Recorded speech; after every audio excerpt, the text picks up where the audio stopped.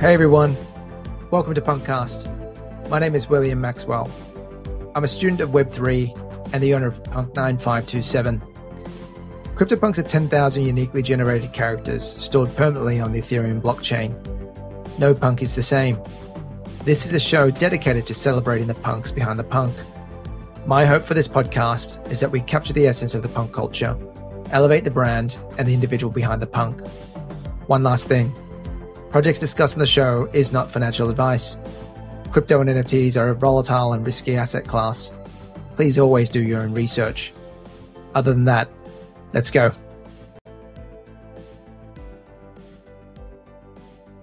Hi, and welcome back to another episode of PunkCast. Today we have Punk8053. He's a Atty with a mustache and highly sought after top hat. He's an NFT connoisseur collecting BAYC Bluebeam set and also the recipient of the highly coveted Honorary Bored Ape NFT, of which only were issued to 35 people who helped to bring awareness to the collection. Please welcome my brother from another mother, Mr. Evan Tan, to the show. Evan. Hey, what up, Maxwell? Nice to see you, man. Nice to finally talk to you. It's the first time that I've heard your voice. I know. It's bizarre, but I mean, look, are you normally hanging out on Spaces or anything? Because I don't really hang out on any of those things. Are you normally talking on? Every once in a while. I mean, during this bear market, there's not a lot of spaces that I actually join. But back when it was very exciting last year, I actually joined a lot of spaces, a lot of Discord stages. I was on Discord a lot, Twitter a lot, basically everywhere, all the time. Now that everything's kind of quiet, I've been like just hunkering down while still holding on to my NFTs that are going down in value. every day. Mate, I caught up with somebody very close to you last week, Gab, right? So he's told me about the whole Indonesian gang that you got going on over there in the NFT space. So it'd be good to sort of unpack that with you as well. Sure. But you've got a strong American accent, I detect. Like, do you grow up in the US or? I was born and raised in Indonesia, actually. But I went to college in LA. I went to Biola and then I went to LMU. I think I spent about 7 years there. Yeah, 7 years total in LA. That's probably where I got my accent. So, cool. Yeah. Nice. And then, and so, like, just out of curiosity, you're back in Jakarta. Are you full-time DJing, or are you doing other stuff in real life?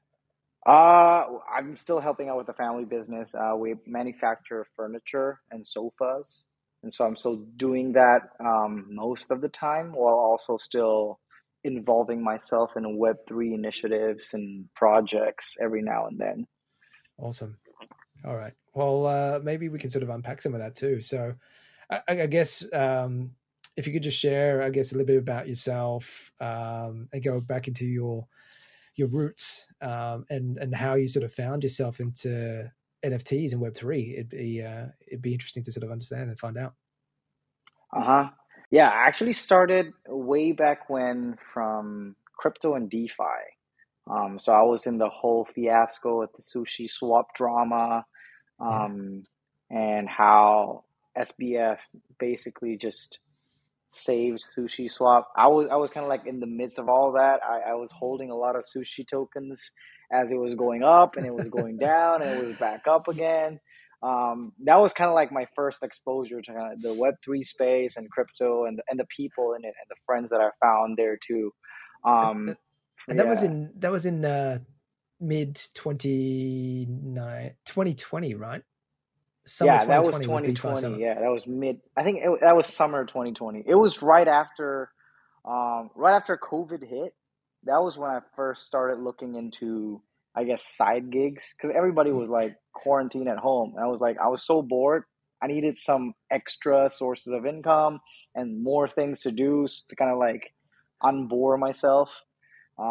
So I got into those. I got into crypto and DeFi, and that's where I met a lot of the people that told me about this gigantic project called NBA Top Shot. So those are actually my first like exposure to NFTs. It was NBA Top Shot, Crypto Kitties, and Axie Infinity. just a bunch of random NFTs that were still popping during that time. Nice. I think I came in about the same time as well. But just talk about Sushi Swap though. Are you still holding Sushi Swap? Because they had a bit of a recent scandal announced last week, right? About the horse. I actually left right after I got into CryptoPunks. That was when I left most things DeFi. So I basically liquidated a lot of the tokens that I had and moved them all to ETH because I was so excited about NFTs. And that's when I started buying a bunch of NFTs and early on, luckily. So that's how I kind of like made my way into the NFT space, fortunately.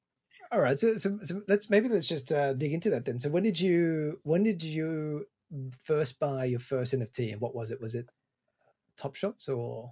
I think NBA Top Shot might have come after. I think my first dabble was actually CryptoKitties. I think that was also around the same time the Sushi Swap debacle. Probably around summer of 2020 as well. I can probably check my OpenSea and kind of look at, because I still have the same exact wallet that I've had since then. So my first NFT is probably going to be around July or August of 2020. And that would probably be around the CryptoKitties and Axie Infinity NFTs. Nice. And so, like, talk to me about that. I mean, how did you sort of find your way in? I mean, you went from Sushi Swap, DeFi, and mingled with the community there. Where were they hanging out? Did they have? I'm assuming it was Telegram, or I'm assuming they weren't on Discord yet. Then, right?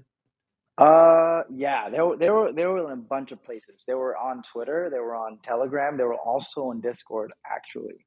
So there were a bunch of different communities that were hanging out all over the place.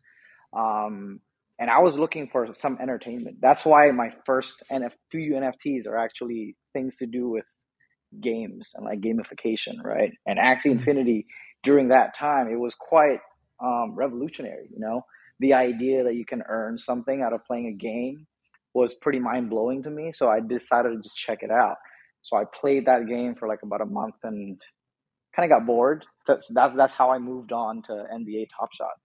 So I tried these NFTs. And then CryptoKitties, same thing. I mean, I tried playing that for a while, but then I got bored. And on top of that, gas was kind of like slowly going up. So I didn't want to spend hundreds of dollars just to breed kitties. So that's when I moved over to NBA Top Shot because I'm like, I love basketball, I love the NBA, and now there's this new collectible that I can collect all the way from Indonesia, and I just jumped ship over to that region of the NFT space. And was there sort of any friction for you to understand NFTs, or when you came across it, it was just easy to get a handle of? The biggest friction for me was actually jumping onto DeFi for the first time because that was when I first installed MetaMask and kind of like learned what liquidity pools are, how to participate in that, what yields are, what yield farming is, and so that was a big like education moment for me. So after that, going into NFTs was kind of like a pretty seamless, smooth transition because I already knew the technology behind it. It was only a matter of understanding how NFTs are different from just tokens in general. So it was a pretty easy transition for me. So you got into Top Shots, and when did was it sort of a side hobby at that time, or when did your interest in NFTs really start kicking off? NBA Top Shot really kicked it off for the first time for me because I didn't know that the value was going to keep going up at that point. Because before NBA Top Shot, I didn't know that NFTs were going to be something that I could really make a living in. Because before that, my CryptoKitties, they're just stagnant, and my Axies are like not generating any income or not enough income to make me feel like, oh, it's going to change my life. But when I got into NBA Top Shot, it was during peak hype. I think it was end of 2020 towards the early days of 2021 where NBA Top Shot started picking up steam. And then every single pack drop, everybody was queuing up. Most people don't actually get the packs because there are just like 10 times more people queuing up and there are packs available. So it was easy to kind of like flip and make money off it. And the more I did it, the more I realized, wow, you can actually make decent money. Like you can make a living just by queuing up on pack drops and then selling the moments afterwards. Yeah. So Evan, maybe just for everybody, could you just explain what NBA Top Shots and the mechanism behind the packs work? Mm-hmm. Sure. So NBA Top Shots, it's kind of like trading cards back when people used to trade sports cards, like different athletes and different basketball players or baseball players that are on cards. But with NBA Top Shots, instead of cards, they're using digital highlights, highlight reels of specific players or specific moments. That's why they call them moments, specific moments in like NBA history. And usually these are moments during recent games of that season. And so, for example, if you can collect something like a LeBron James dunk, or you can collect something like a Steph Curry three-pointer, and you would see the video on the moment. And so you're not exactly just collecting the player, but you're collecting what that player did during that specific season, and that's in that specific game as well. And so the more monumental the event is, like, for example, I think they had, who was that? Somebody, Vince Carter. Yeah, Vince Carter had like his last three-pointer ever in his career.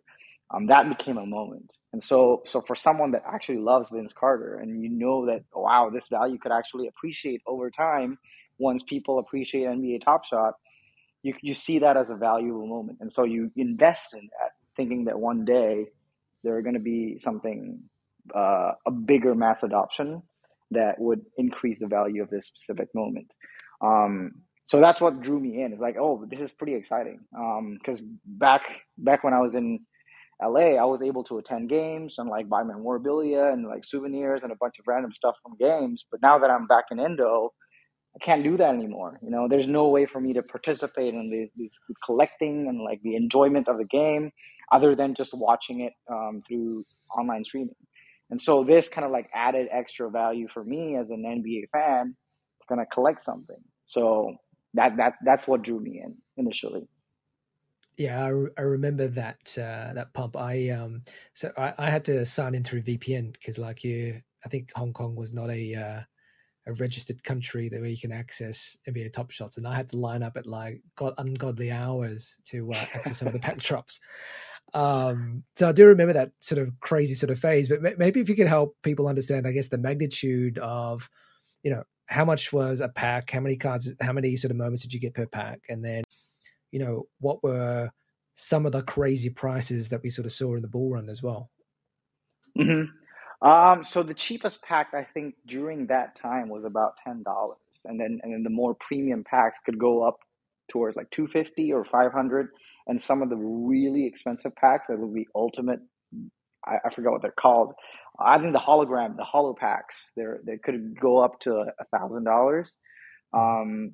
And a lot of these moments, they're divided into tiers, right? And inside the hologram packs, you would get the holo moments, and then inside the rare packs, you would get the rare moments. And depending on which rare moments you get, the value could differ. You know, if you get like a rare LeBron James as opposed to getting like a rare Spencer Dinwiddie, the LeBron James rare moment during that time, it could go up to like $2,000, $3,000 that moment alone when you got the pack for like $250. So Insane. A single moment inside the pack, which consists of usually 3 to 5 to maybe 7 moments inside, one of those moments could actually not only make you break even on the pack that you paid for, but could just 10x whatever you paid for the pack while keeping basically the rest of the moments for free. And you could still get a bunch of rare stuff in those other 6 moments too. And so the magnitude of the profitability of these packs are just gigantic. That's why people were lining up. People thought of it as instant profit. As long as you get the pack, there's no way that you don't profit from it. There's definitely 100% chance that you at least break even But more likely than not, you're probably going to profit a lot from it. Yeah, it was insane. And so did you go out and buy a Lamborghini during that time, cash out and buy a Lambo? I didn't. That's the thing about Top Shot. Here's the other catch that people didn't know about. During the early days, Top Shot didn't actually allow you to withdraw your funds That's outside of right. Top Shot. So that was like right. the big, huge catch for a lot of people. That was probably the only thing that's driving the value of all these moments, right? People were like so rich on paper, but that paper is like locked inside like the Top Shot company headquarters. And so people were kind of forced and encouraged to re-spend that money that they've earned again on like more moments. And so because of that, it became this huge bull run in Top Shot because nobody was withdrawing any funds, and everybody that earned anything out of it will pour that money back in. And then everyone that deposited funds inside, they couldn't withdraw those funds either. And so money could go in, but they couldn't get out. So that was probably one of the biggest reasons why all of the moments just went up in value, and this euphoria of we couldn't lose money here. That was probably the first sign that, man, this is not going to end well. Yeah, it was a crazy time. Peyton, can you because I got into NBA Top Shots as well, but I never really hung out with the community there. But could you just help me understand the community vibes were like, and where did you guys hang out? And I guess the other question too is, was it that specific DeFi community that migrated across and almost like graduated with you into NBA Top Shots? Some of them actually graduated into 10BA Top Shot from DeFi, but I think a lot of the Top Shot users and collectors are actually new people that did not know crypto before. I think what Top Shot did really well back then was making it so seamless for people to not feel like, oh, I'm collecting an NFT. This is a new technology that I have to learn.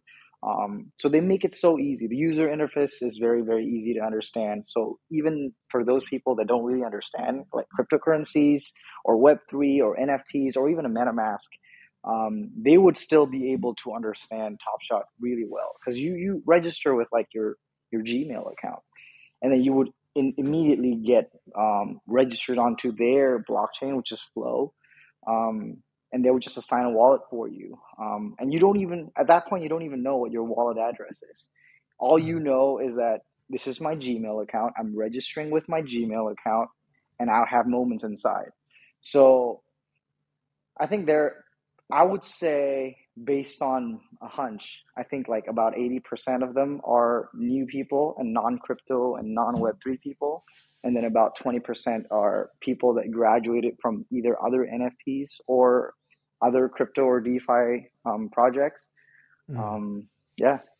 And where did you guys hang out? Was it in Discord? Like, were you tight with the NBA Top Shots community there? Yeah, on Discord and on Twitter. Those are actually the place that I met a lot of my earliest friends in NFTs. And the NBA Top Shot people were actually the ones that actually told me about CryptoPunks. And that's when I first bought my first punk, because of NBA Top Shot. Yeah. Well, let's unpack that in a moment. But I just want to understand what the community vibes were and who was actually in that community, because I've got a hunch, but I'd like to, because even when I look at and we can talk about the Honorary board NFTs that the Bored Ape Yacht Club sent to everybody, but I'm assuming a few of them are from that NBA Top Shot vintage too, right? Yeah. So who was actually in there at that time, and then transition? I guess I want to try and understand the transition from NBA Top Shots, because I sort of feel like there's a lot of Bored Apes that came from NBA Top Shots, right? So who was there with you at the time? Was it anybody notable? I think a lot of people that went to NFTs after NBA Top Shot, only a few of them are still around today. So they were looking at the hype during that time, and they transitioned to NFTs, but they didn't stay for too long. I was hanging out with people like Girl Dad. He was pretty prominent early on. He got an honorary, I think he got an honorary Bored Ape as well, and he was pretty hyped up about NBA Top Shot. He was one of the biggest collectors there. I mean, Gary Vee even was talking about Top Shot all the time. And we still don't know what his actual account on the NBA Top Shot is, but he probably has a lot of moments because he wasn't able to stop talking about it all the time. And he was talking about everything. He was talking about NBA Top Shot. He was talking about NFTs. He was talking about CryptoPunks. And then eventually he actually talked about BAYC as well. And so those are probably like one of the more prominent people that was in Top Shot and are still in NFTs. I see. So a few names that come to my mind was like the Tropo Farmer, LeBron James, all those Bored Apes just feels like they're all NBA Top Shots vibes, right? So and Pranksy, I forgot to mention. Pranksy was huge. Yeah. He basically bought one of the most packs ever early on. He was one of the OGs. He came in, I think, like 2 or 3 months before I did. Of course he was. And bought a bunch of packs for like $10, and each of those moments inside those packs end up worth I think like 3 to 5K each during that point. And so he profited a lot from NBA Top Shot. So yeah, that's a big huge example of someone that went from NBA Top Shot to becoming like this mega star in the NFT space. That's crazy. That would have been nice if I got in that early, man. Like, geez. and then so then you got into NBA Top Shots, and then you migrated across to the CryptoPunks. Like, talk about that story. How did you first hear about CryptoPunks, and how did you get into the ecosystem? Yeah. So back during the NBA Top Shot days, I was following a lot of NBA Top Shot influencers, and I was listening to a lot of podcasts. I was listening to a lot of YouTube videos, and one of the guys that was I forgot exactly like what the YouTube channel was, but Jack Settlement. I don't know if you're familiar with Jack Settlement. No. He was a huge NBA Top Shot guy. And then he was also doing this like YouTube channel on NBA Top Shot. And then one day he decided to just buy a CryptoPunk. And then he was talking about a CryptoPunk in the NBA Top Shot channel. So I was listening to it. And that kind of like got me curious. Like, what is this? What is this NFT? Like, I got into NFTs like earlier than this guy did. You know, I bought Axies and CryptoKitties back then, but I didn't know that NFTs are they could be profile pictures, you know, because back then I didn't think of NFTs in that way. I thought of NFTs as just like a token that you use to play a game. So my understanding of NFTs were actually very limited before this. And then this kind of like opened my eyes, like, wow, you can actually have digital artworks and profile pictures. So yeah, it was actually Jack Settlement when he bought that red-haired punk early on. And then I looked into it and like, oh, wow, this is pretty interesting. And then since I had like leftover ETH during that time, that I bought all the way from like 2017, I'm like, sure, might as well. You know, I got my ETH cheap. Might as well just try it out and see what happens. And then I bought a punk and changed my PFP to like a CryptoPunk. And then I realized my follower count and my engagement just like went like through the roof. Like, wow, what is this miracle? What is this magic? I didn't know that before. And so that was the first time that I realized, wow, this thing is so powerful. It's just a PFP change, and I told people that I bought it, and then all of a sudden, wow, I'm a celebrity now. So that was the big like aha moment for me. And when was that, Evan? Like how long ago was that? I think this was February of 2021. Yeah, that's early. And what do you remember what punk it was? It's not the one that you have now, right? No, I think I got a Fedora punk. It was slightly above floor. I think the floor of CryptoPunks was around 4 ETH, and I got mine at 9. Nice. That's super early. Yep. And I sold it the next day. That's what really got me addicted. I sold it. I think I sold it the next day for like 15, and I'm like, what? I didn't know you could make that much money in a short period of time. That's when it really hooked me in. Like, wow, I could actually make a living out of this, and from that point on, I just kept trading punks over and over again. And that's how I kind of grew my capital early on to kind of like invest more into the NFT space. And it felt more natural for me from that point on, because I never really made that much money through NFTs before CryptoPunks. Everything else was kind of like either stagnant or a loss. So that kind of like opened my eyes to how NFTs could actually be a career. Crazy, insane. And then, and so you started flipping punks. And we'll get back to your specific punk right now because it's a really cool one. But at what point did you get into Bored Apes? Bored Apes, I got it early, actually because of the NBA Top Shot friends I had too. They discovered Bored Apes, and I looked into the project. And during that time, they weren't selling out. When I minted Bored Apes, only about 200 of them or 300 of them were minted. And this mint was already live. So it's not like they're just doing a pre-sale for like a few specific people, but it was live and nobody was minting. So there were only 300 of them. I decided, okay, sure, I'll just mint like a couple.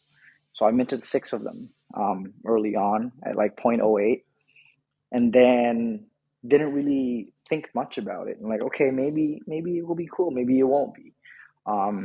But then as soon as I talked more about it on Twitter, people started engaging, and I told them, hey, this is pretty cool. And then I think I got into a conversation with, who was that? The Avastars founder. Jimmy. You remember? Jimmy, yeah. I was talking to Jimmy about it on Twitter, and then he was telling me about how Avastars are better and how they're the best thing ever that are in NFTs. And I told him, dude, this is pretty cool. You know, Avastars are cool, but this is also really cool. It doesn't have to be like a dog-eat-dog world where only one person wins. And then I managed to convince him to kind of buy into BAYC. And then he decided to convince Pranksy to buy BAYC as well. And that's where everything kind of like snowballed. And Pranksy decided to just mint like 1,300 of them. I think Jimmy minted about 500 of them. And so them both, they almost minted 2,000, which is like 20% of the entire supply. And I think that's when people started to FOMO in, and then I minted 6 more. So after the initial 6 that I minted 6 more, which I probably should have minted way more than that. But that was where the FOMO came in, and that's when I really got into BOIC. That's insane. Yeah, unfortunately, I sold most of them early. Profit's profit, Evan. Mate, what was the so interesting, because I've never heard this story before. Like, what was the narrative around BAYC? Like, what were you telling Jimmy, like, he should be buying BAYC? Like, what was the, and I guess what was the narrative from the NBA Top Shots community to you to get you to mint?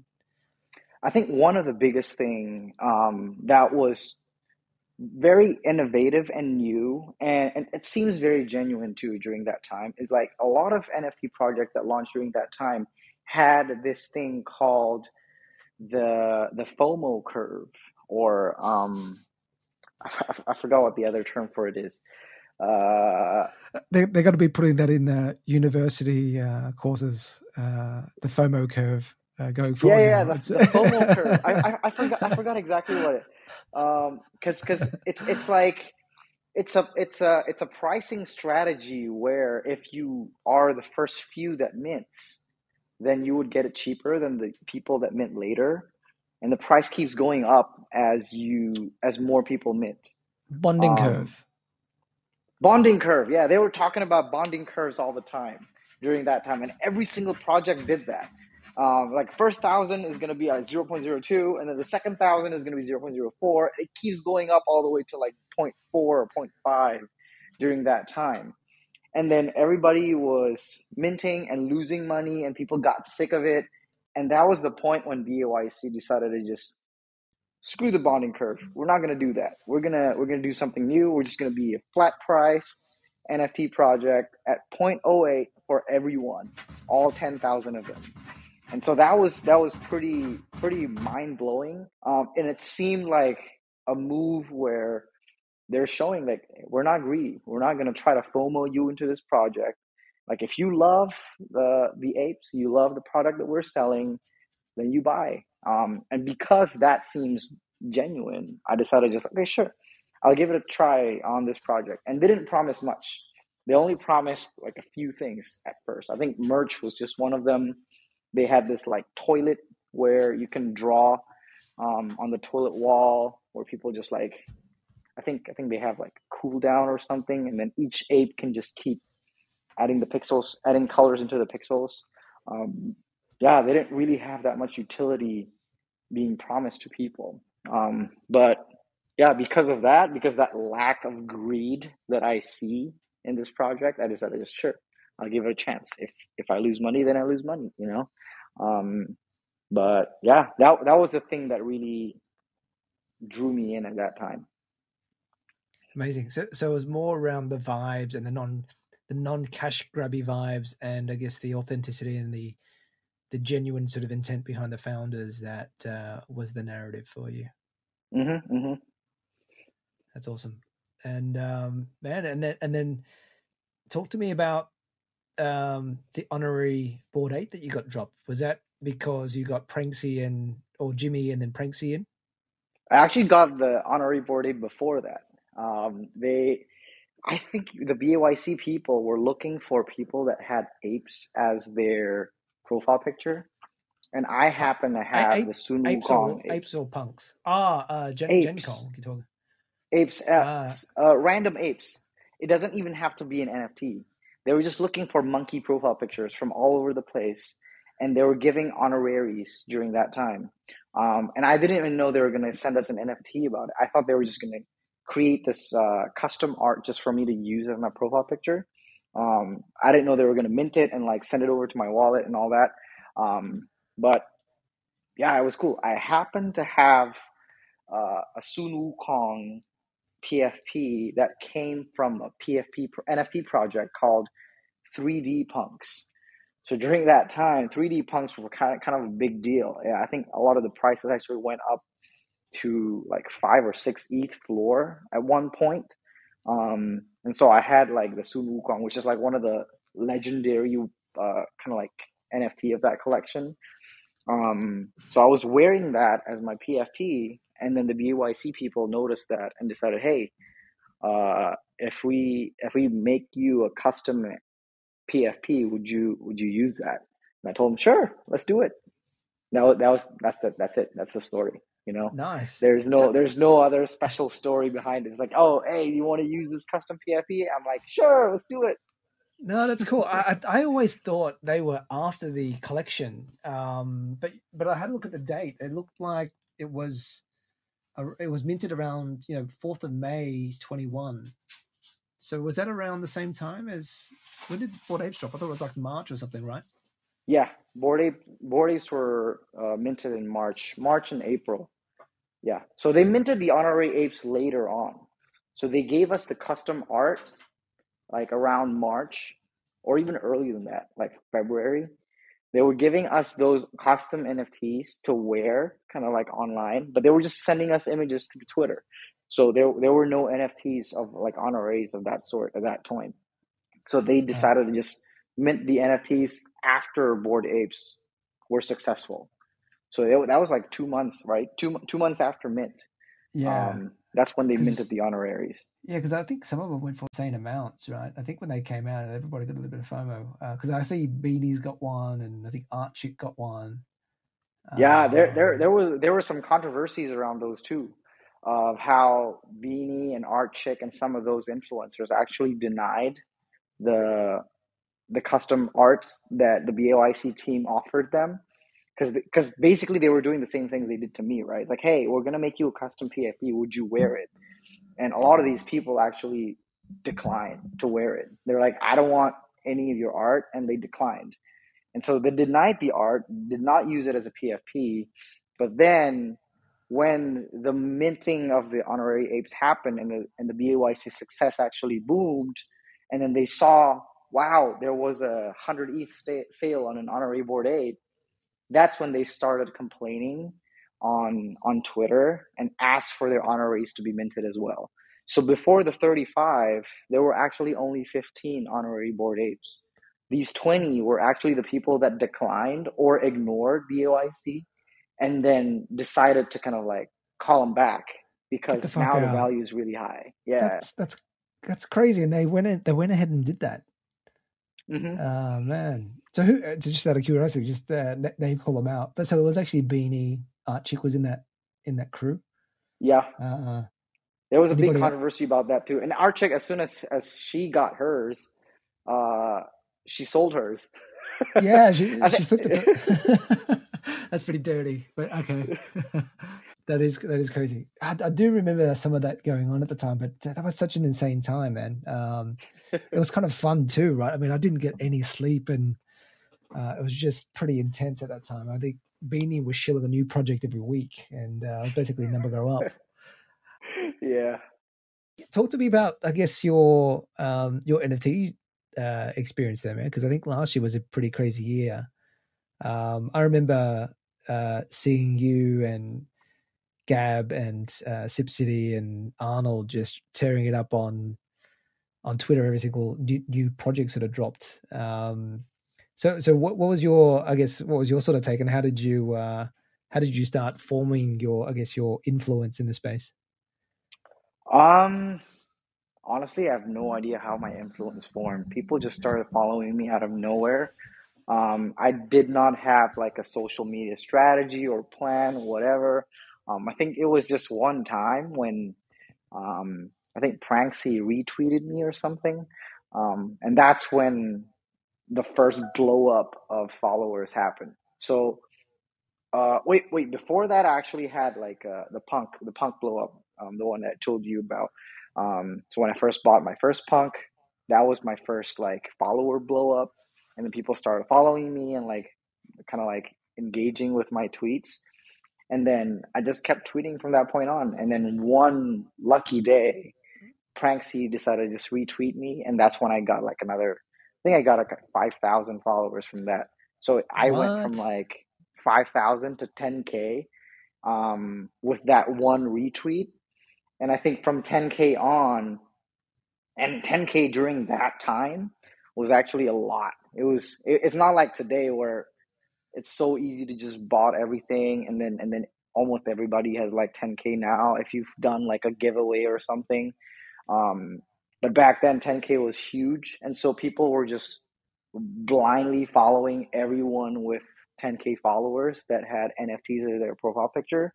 And so I got that lucky break as well. Of like, okay, I had a PFP that is a CryptoPunk, and I had a 10K follower. So from 10K to 20K, it actually took like half the time that I did from 0 to 10K. What was the tweet that Pranksy tweeted? Retweeted. I actually honestly don't remember, but I think it might have been something along the lines of, because I was buying a bunch of his. He had this project called NFT boxes, and I think I was tweeting something about that. Yeah, I was supporting like his entire project basically from the genesis all the way till the last box. I was buying Pranksy stuff. Lost money in almost all of them, but you know, I got a retweet out of one of them, so maybe it's worth it. If you're famous, insta famous. Mate, just out of curiosity as well, I thought Pranksy was rocking a punk at one stage, no? Or has he always been incognito with his own? Always been incognito. I think his original PFP was an Avastar. It was an Avastar that's all red, right? The girl that he's using right now was actually initially an Avastar, and then eventually people started creating like fan arts out of that avatar, and then he kept changing the PFP of that same red girl all over the place, and now he's known as that red girl. But I think originally it was an avatar. Got it. But he used to frequent the punk Discord, right? I think I sort of remember him hanging out in the punk Discord quite a lot. He trades a lot.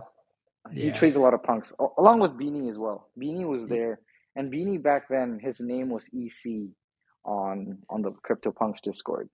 Yeah. Cool. Might have to go back and do a bit of digging, a bit of history. No, you're like a historian, man. I could sort of pick your brain. I think I was still new at that sort of stage and just doing it part time, right? But such a fun time. I mean, there's so many stories that come out of that sort of era. And then let's talk about your punk. 8053. He's a really cool punk. I think the top hats are really sought after. And you've also got that dirty mustache, just like me. What made you choose him as, I guess, your profile picture? And I guess talk us through, I guess, the attributes that you selected, and I guess your selection process after being, flipping, buying and selling and flipping punks for a while. I was actually making a bet on the rarity of the top hat and how it seems to be undervalued compared to all the other ones. Because I think it is the second rarest hat trait, second to the beanie. So I was thinking, okay, if the hoodie can go for that much, maybe the top hat will eventually be in season one day. Because I know people are kind of like having second thoughts about wearing a top hat for their profile picture because it doesn't seem as cool. They had like a small club, I think the classy club, the classy gentleman club for the top hat people, and there were very, very few people inside. And so one of the reasons why I decided to go with this one is just, okay, maybe one day it'll actually be cool, just based on rarity alone. And I love how the top hat that I got is very similar to Charlie Chaplin because it only has a mustache and a top hat. And so I decided just, okay, sure, why not?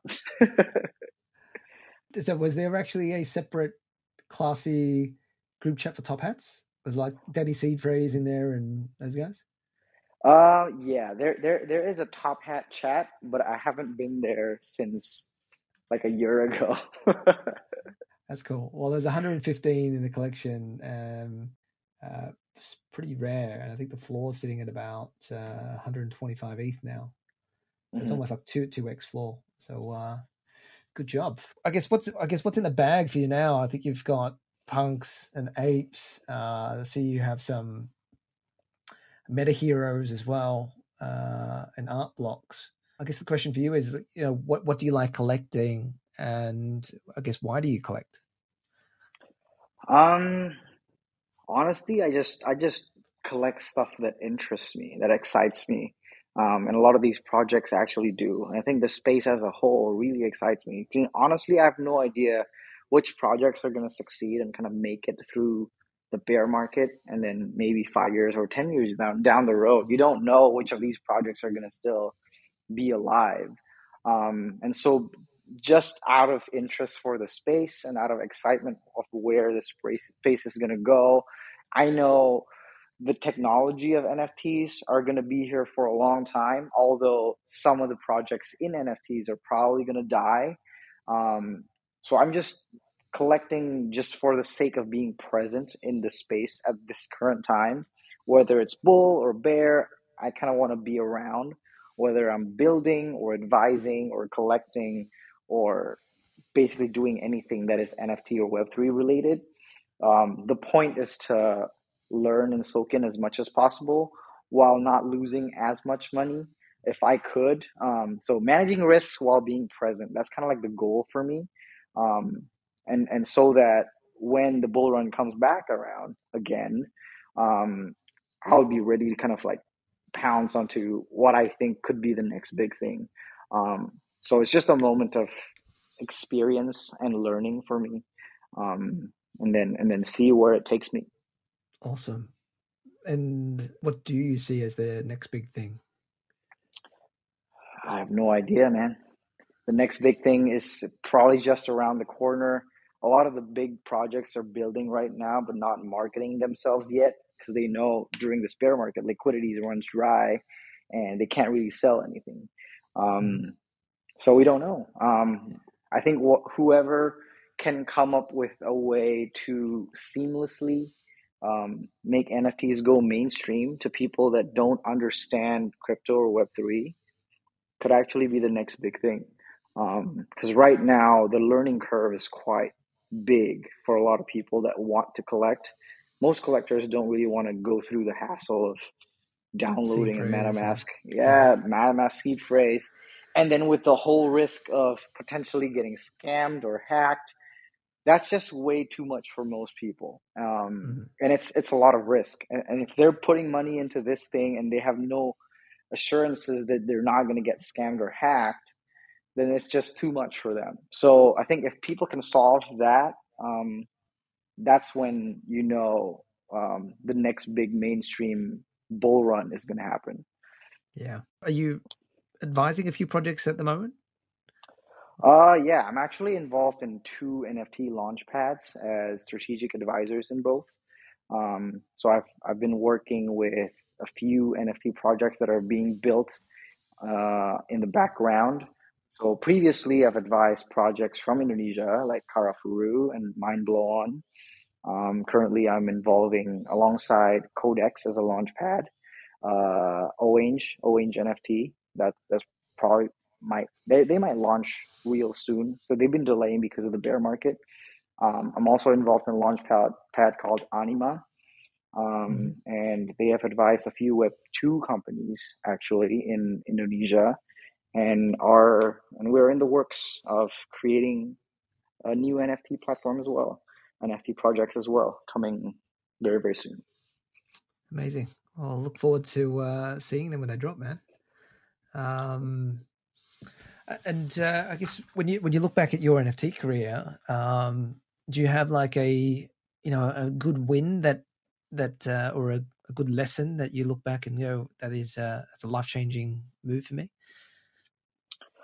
A life-changing lesson. I think if I were to look back and if I should have probably sold the top a lot of my NFTs. I think of things more of as a collector than as a trader, but that actually got me deep into all these wrecked and losses.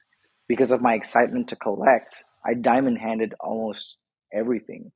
I didn't trade a lot. I traded a few projects that I know I will buy back into, but that was definitely my weakness. I was not cashing out enough. Every profit that I got, I usually pour back into something else. And I know it's all just like house money. It's all just profit. So I'm very nonchalant about it because of that. But if I had taken out like a huge portion of it, that would have been significant. Yeah. I think we're all guilty of that. And the hardest thing, I went through the same thing too. I'm probably like you. I'm more of a collector than a flipper. But I think when in the bull market, I think if you had conviction and you just held, you were rewarded, right? I mean, you can just look at Bored Apes. I mean, if you just held through that, I mean, if you sold it any early and tried to flip through that, it would have been really hard to chase. But definitely sort of in the bear market, you're like going, holy shit, I should have definitely sold out some of the tops, right? They were just insane. That's some of the tops, but hindsight's your best friend, right? So you can't beat yourself up over that. Yeah. And when you look across, I guess the Twitter sphere, do you have like a favorite punk personality that comes to mind? Favorite punk personality? I really like D's. D's Fi. What is that? In terms of punk personality, he does a lot of podcasts every day. I think back then I used to listen to a lot of his podcasts. So he would interview a lot of different artists, a lot of different creators in the space, and it was just a good way to learn from other people. And yeah, he seems very likable too. Pretty fun guy. I mean, honestly, even Beanie was pretty fun. Beanie was fun, year. Dude. He was I fun. He was loved entertaining. him. I mean, I know he scammed a lot of people and like did a bunch of nasty things, but his persona in the space was actually really entertaining and enjoyable. Yeah. I just it reminds me of some of the stuff that he was dropping when Loot came out. They came out with Bloot and he had that gambling ape profile picture as well. I can't remember what that was called. But anyway, yeah. he had so much stuff, and I think just the amount of controversy that was going on there at the time was just it was just super fun. Yeah, but it's funny because I skipped it. It's funny because like I asked this question for every single punk that comes onto the show. Who's your favorite punk personality? Nobody says Beanie, right? I think you'll probably be the first one that's probably dropped his name in that element, which is good. Cool. And if you were to describe punk culture in a few words, how would you describe it?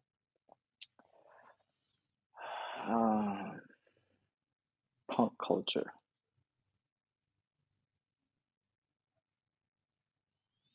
Honestly, I don't even know if there is a punk culture. I think it's just so well, I guess, assimilated into the NFT space now that there is no distinct punk culture anymore. They were the OGs that started all, but then a lot of these punks actually ventured out and they became all these different things.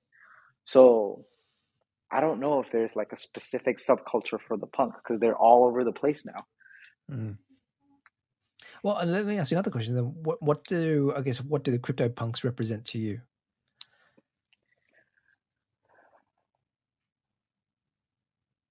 A timeless classic, I would say. There you go. Cool. And if you could pass on a message to the next owner of your punk, what would you like to say to them? I'm hoping that there will never be a next owner to my punk. But if there were to be the next owner to this punk, then I would say represent it well.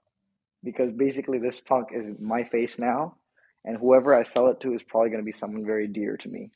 And not going to be someone random, because they're going to be representing something bigger than themselves. Awesome.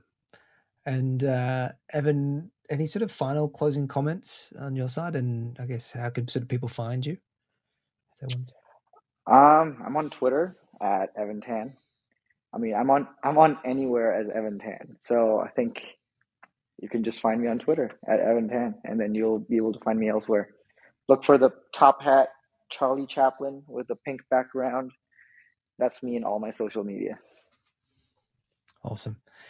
Evan, this has been super fun, just reminiscing about the good old days with you, man. And thank you so much for coming on the podcast. My pleasure, man. Thanks for having me. No worries. And guys, it wraps up another episode for PunkCast for this week. And yeah, we'll see you next time.